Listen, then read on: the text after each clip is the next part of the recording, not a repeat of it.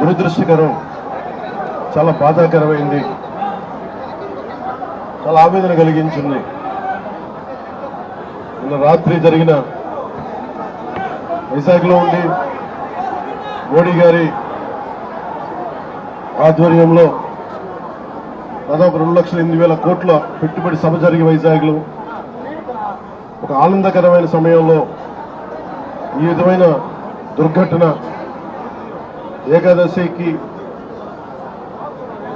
మొత్తం నలుమూలల నుంచి, దేశం నలుమూలల నుంచి, ప్రత్యేకించి తెలంగాణ, కర్ణాటక, తమిళనాడు, ఆంధ్ర అన్ని ప్రాంతాల నుంచి భక్తులు అమితంగా తరలి వచ్చారు ఇక్కడికి.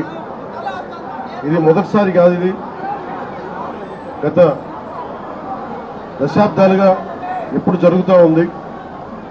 టీటీడీ అంటేనే క్రౌడ్ మేనేజ్మెంట్ ఎక్స్పర్టీస్ ఉండడం, టీటీడీ అంటేనే క్రౌడ్ మేనేజ్మెంట్ ఎక్స్పర్టీస్ ఉండడం.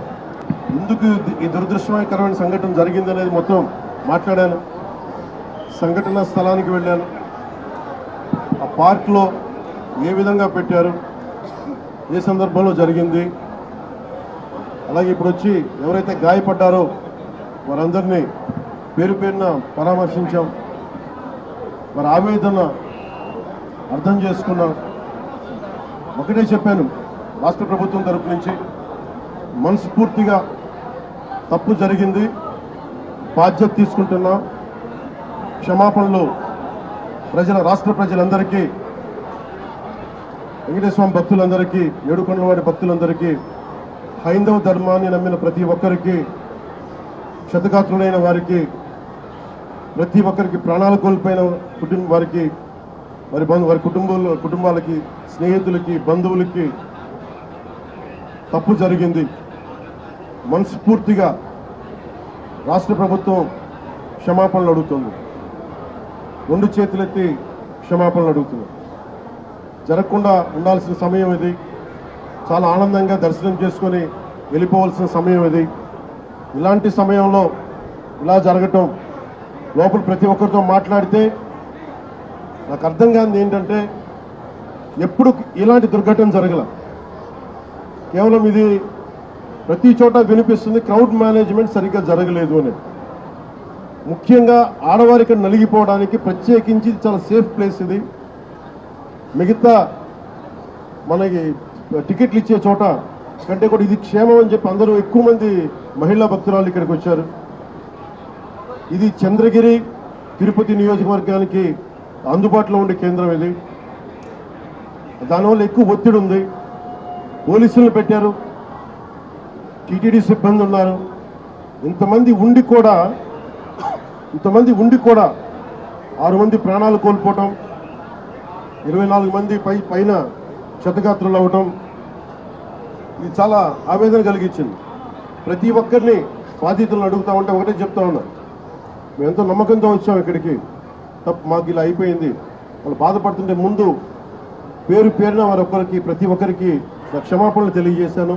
దీనికి బాధ్యులైన వారిని ఖచ్చితంగా వారికి బాధ్యత తీసుకొని వారికి ఎలాంటిది పడాలో అది శిక్ష అంటావా, చర్యలు ఉంటాయి ఖచ్చితంగా. దీనికి నిజంగా వ్యక్తిగతంగా చాలా కదిలించేసింది నాకు ఈ సంఘటన. ఎగ్జిక్యూటివ్ ఈఓ టీటీడీ గారి బాధ్యత తీసుకోవాలి. అడిషనల్ ఈఓ ఆయన బాధ్యత తీసుకోవాలి.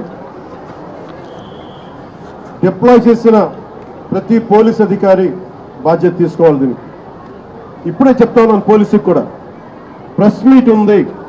ఇలాంటి సందర్భంలో వస్తున్నామంటే కూడా క్రౌడ్ మేనేజ్మెంట్ పోలీసులకి అలవాటు కాలేదు. ఇప్పుడే చూస్తున్నాం కళ్ళ ముందు.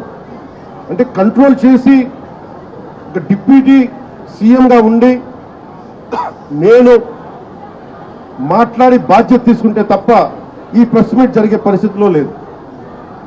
పోలీస్ శాఖ అధికారులు బాధ్యత తీసుకోవాలి.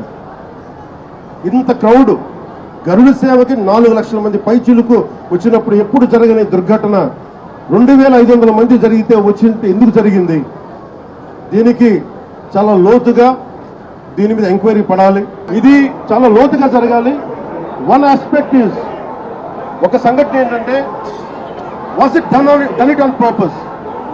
ఇది కావాలని ఉద్దేశపూర్వకంగా చేశారా? ఆ కోణం కూడా చూడాలి. ఎందుకంటే నిర్లక్ష్యం కావాలని వహించాలి. ఎందుకంటే నాకు ఇప్పుడే అనిపిస్తాం, నేను వచ్చి ఈ రోజున పోలీసుల గురించి మాట్లాడుతూ ఉంటే ఒక్కరు బాధ్యత తీసుకోవట్లా.